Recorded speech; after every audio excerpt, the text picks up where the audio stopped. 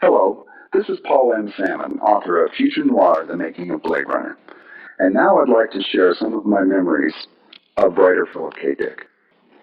I first met Phil at Cal State Fullerton College in Orange County, California in 1973, following a lecture Phil had delivered there. Then, over the ensuing decade, our paths randomly crisscrossed a few more times, but mostly in an informal sense, certainly not in a professional one. However, between early 1980 and 1982, over an intense, all too brief 2-year period, I was both fortunate enough and honored to meet with, interview, and visit the home of Philip K. Dick. This occurred approximately 24 times over as many months. And during this period of time, Phil and I talked and talked and talked about many, many things. Not only Blade Runner and not only Electric Sheep. Philosophy, religion, science, motion pictures, music, opera, many, many, many different things. Both Phil and I love to talk, and we both ran with the opportunity whenever we had the chance. What you are about to hear are a number of brief audio excerpts from different interviews I transcribed and or taped with Philip K. Dick during that 1980-1982 period. The talks that you are going to hear basically break down into two parts. In early 1980, you will hear Phil talk about his reactions to the first Hampton Fancher screenplay, to the way he felt he was being mistreated by the Blade Runner production company, and by his vociferous rejection of same. Then, in 1982, virtually 3 weeks before Philip's untimely death from a stroke, you will hear him speaking about his changed attitude towards the project, how excited he was about the additions that writer David Webb Peoples had made to Hampton Fancher's screenplay, and at the end, you will hear Philip K. Dick's reactions to both director Ridley Scott and to Blade Runner star Harrison Ford. I hope you enjoy all of it. Just as I have enjoyed my bittersweet stroll down memory lane, revisiting a man I cared for very much and an artist whose work I still very much admire. And now, from the long lost past, the voice of Philip K. Dick. Okay.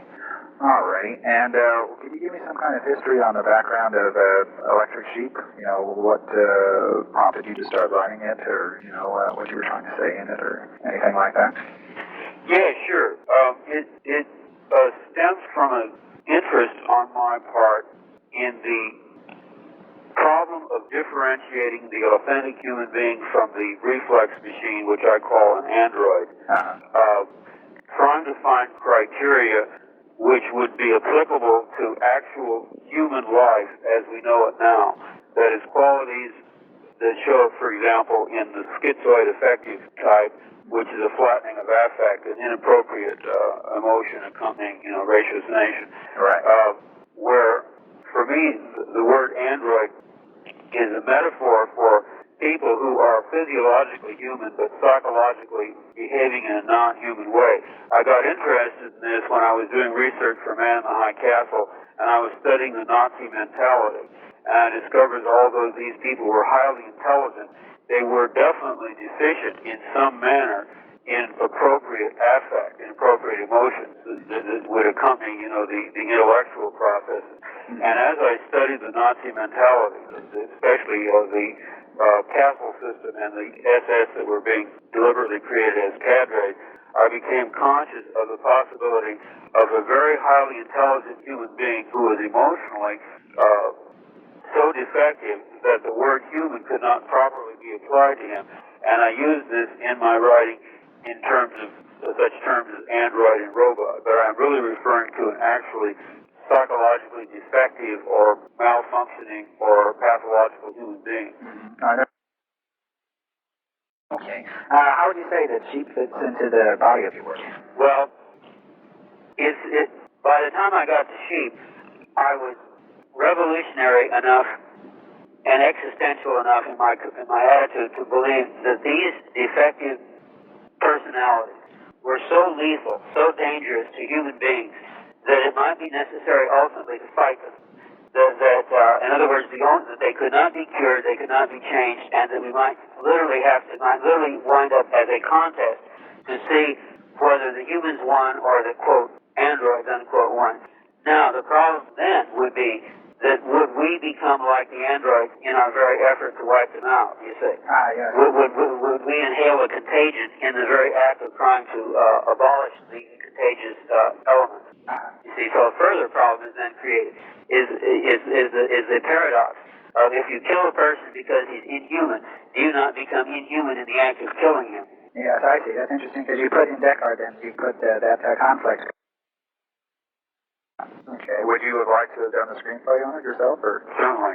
I see. Had you ever done any screenplays? Yeah, I did a screenplay for Ubik, and I did scripts for the Mutual Broadcasting System, radio scripts, and I'd love to do a screenplay. I see. What was the Mutual Broadcasting System? When were you doing those? It was in the 50s, and it was a science fiction half-hour program on the MBS network,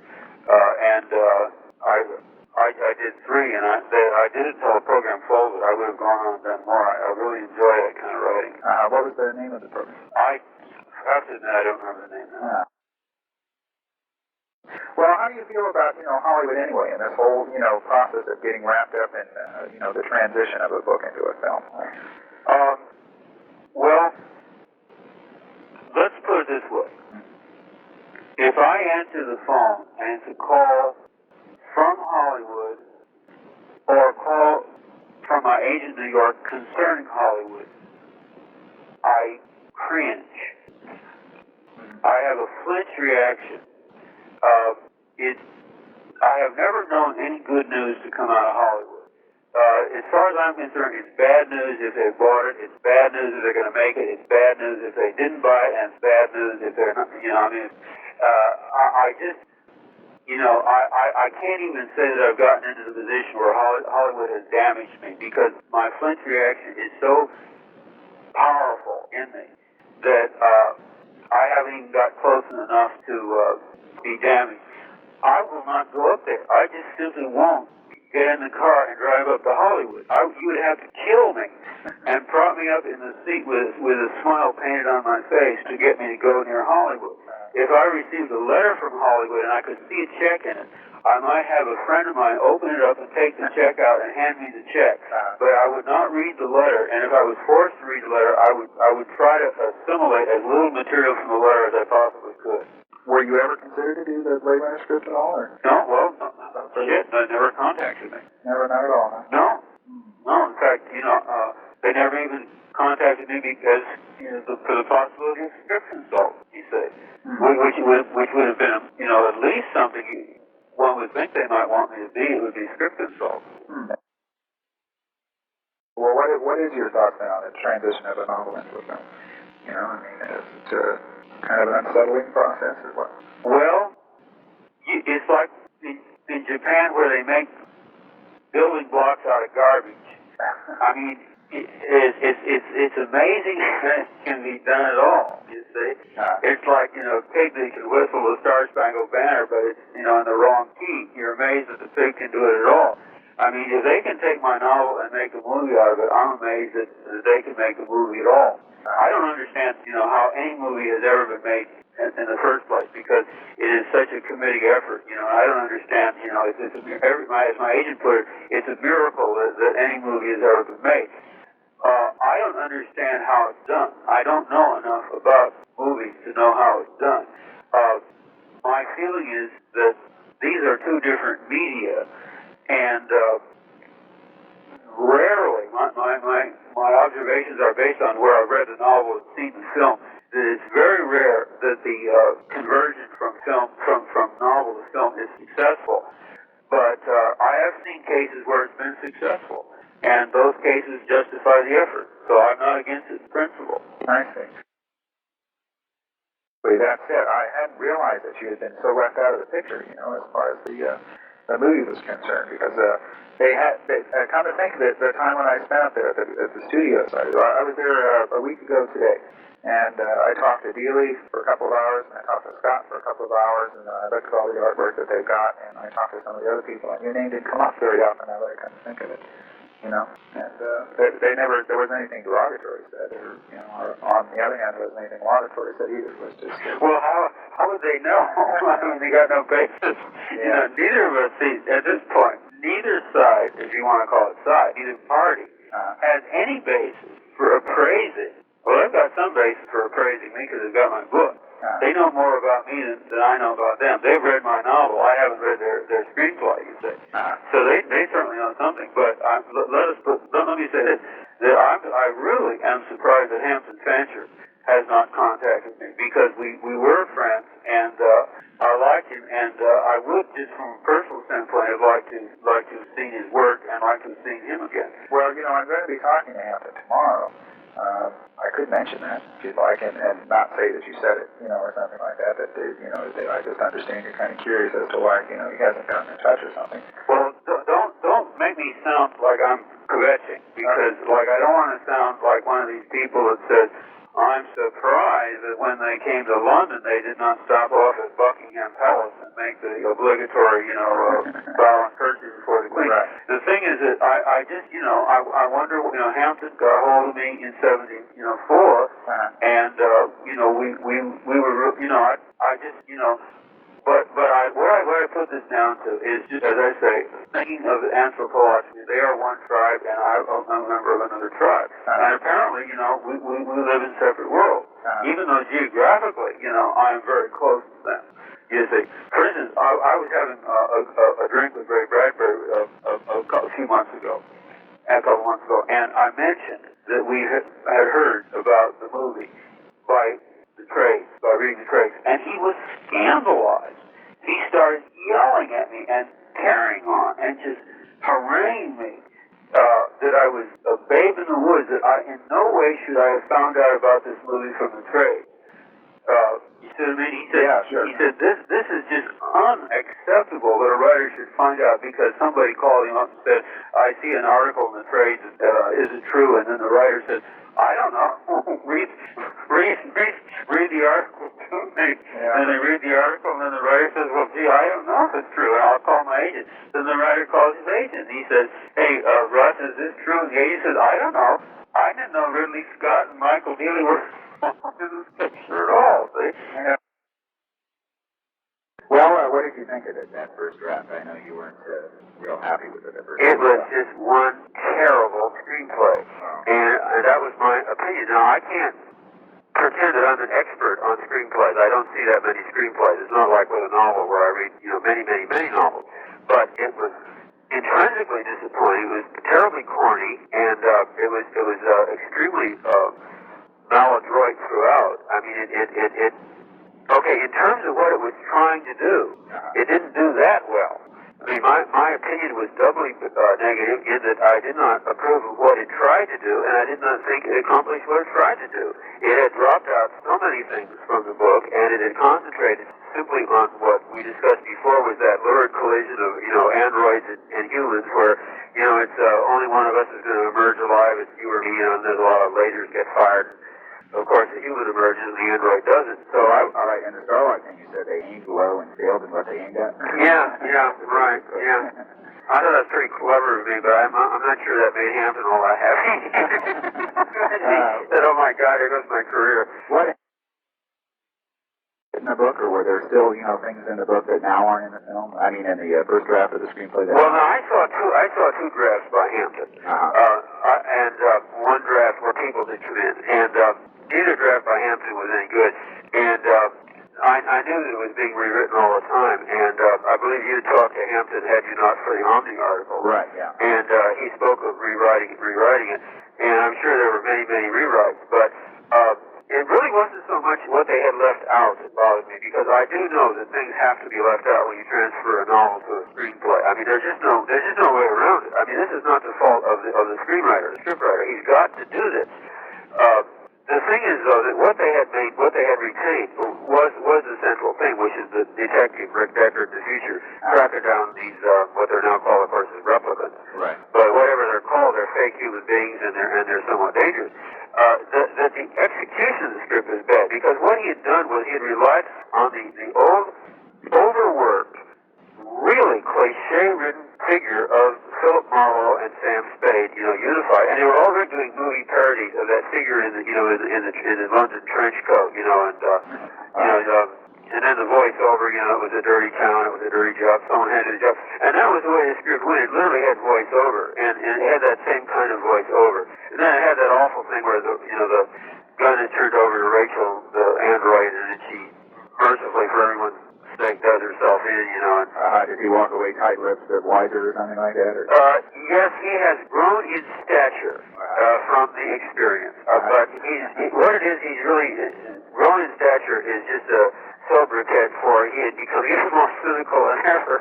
All that means to become older and more cynical, which apparently is how these people mature. And there's a confusion between world weariness, sophistication, and what I would call spiritual wisdom.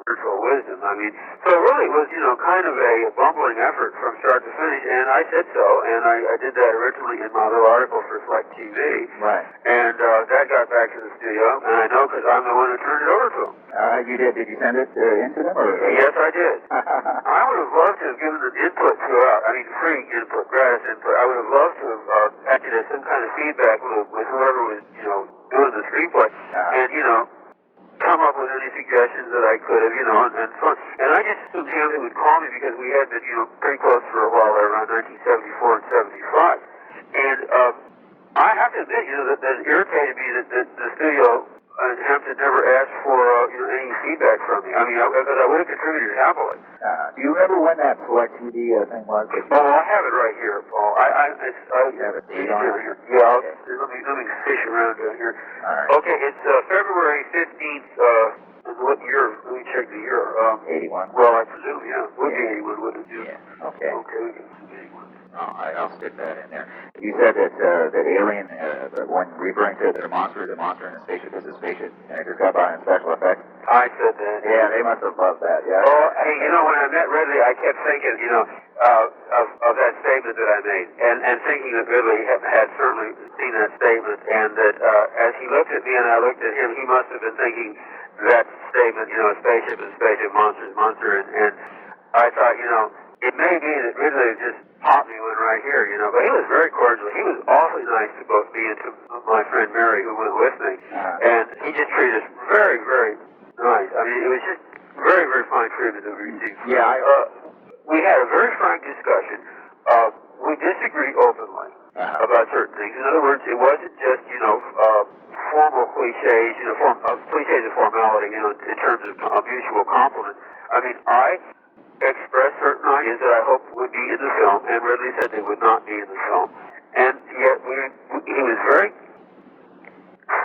friendly, and he was very open and very upfront. I mean, he was very honest with what he said, and we did disagree on a number of points. I mean, we disagreed openly, and yet the air of cordiality was maintained. We were together quite a while. We were together during the showing of the 20 minutes of the film, the pieces that were ready to be shown, and Ridley sat behind Mary and me, and he would lean over at each section and explain, the continuity to us and everything, because they weren't connected. They were separate sections, and then afterwards we went in, we sat together, we talked for a long time, and it was just great. And I expressed what I wanted to see, and he said, well, too bad. So nothing that you suggested is going to end up in the movie? No, I wouldn't say that. No. I would just say that there were certain things that I had hoped would show up in the movie, which are not going to show up in the movie. Is there anything that you specifically suggested that might end up in the movie that you can think of? Well, let's put it this way. Here I go again. I'm going to get calls from everybody on this. They're all going to be on the phone. In fact, I'll see the phone melt and I'll know. The main difference between what Ridley views this all in terms of and what I view it all in terms of is as follows. To me, the replicants, or androids if you will, are deplorable because they are cold, they are selfish, they are heartless, they are completely self-centered, they have no empathy, they don't care about other creatures, and to me this is essentially a less than human entity for that reason. Now Ridley said that he regards them as Superman who couldn't fly. He said they are smarter than humans, they are stronger than humans, and they have faster reflexes than humans. Well, then I said, well, gee, Ridley, I mean, Holy smoke, golly. Oh, then that was about all I could think of to say, you know. That's rather a great divergence, you see. We've gone from somebody who is a simulation of the authentic human to someone who is literally superior to the authentic human. So we've now flipped all the cards on the table, you see, when we do that. In other words, all the cards were up or no down, all the ones are down or no up. And I was at a loss at that point, you know, to respond. I mean, I said, well, okay, I said, now the theme of the book is that Rick Deckard is dehumanized in his job of tracking down the replicants and killing them. In other words, he winds up essentially like they are. And Ridley said that he regarded that as an intellectual idea, and he was not interested in making an esoteric film. You know, I remember that once I read the David W. Peoples version, I bulk erased everything from the two previous screenplays. I literally did not want to remember them, because what I wanted to do when I discussed the film and the screenplay was to discuss what I knew would be the basis of the shooting script. See, at that point, we had a problem. I had made a judgment on the basis of Hampton's screenplay, which I believe I talked with you about. I know I talked to several interviewers about that. And it then became very, very vital for me to do an about-face after I read the later version where David W. Peoples had come in, because his is so much better that virtually everything that I had been saying was no longer applicable. In fact, it was diametrically nullified and voided, and I had to be very careful to go back to interviewers and inform them that I had read a later screenplay and that my feelings were quite different than they had been, you see. Yes, it done. Now, Peoples is evidently upset that I praised him so highly, because it puts people in an awkward position. I mean, he does not want to be singled out at the expense of Hampton. But this is not my problem. I mean, I have no objection to singling him out. People said that Ridley was responsible for a lot of the changes in that final version that they used, you say. Yeah. But the thing is that somebody did it. Either Ridley did it or David W. Peoples did it. Somebody did it. And it's Peoples whose name is on the script. You see, so I'm going to assume until proved otherwise, since it's David Peoples' name on the script, and he's the one who did it. Well, okay, then I guess I can't ask you this question yet, because I want to ask you what you feel about the movie now, but you haven't seen it yet, so I guess I'll have to wait on that one. But No, I can tell you about what I saw. Okay, well, what do you feel about what you've seen? It was the greatest 20 minutes I ever experienced. Oh, yeah, it's good, huh? We came out in shock. Mary and I came out in a state of shock. In fact, when I close my eyes, I can still see that opening sequence.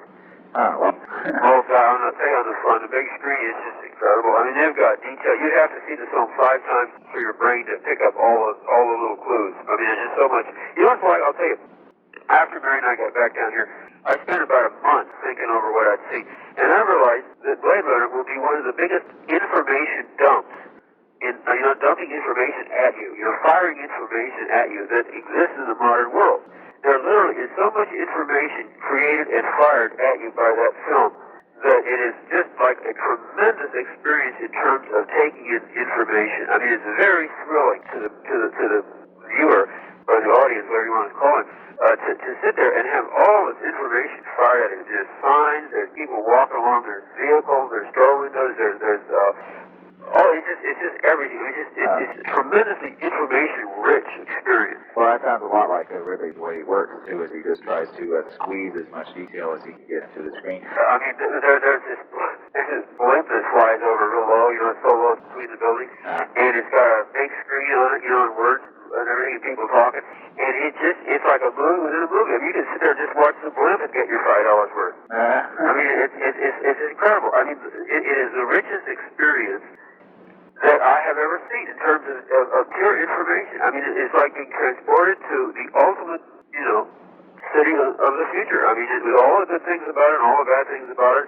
I mean, the glamorous part of the big city of today is even more glamorous. It's exponentially, glamorized up to the max.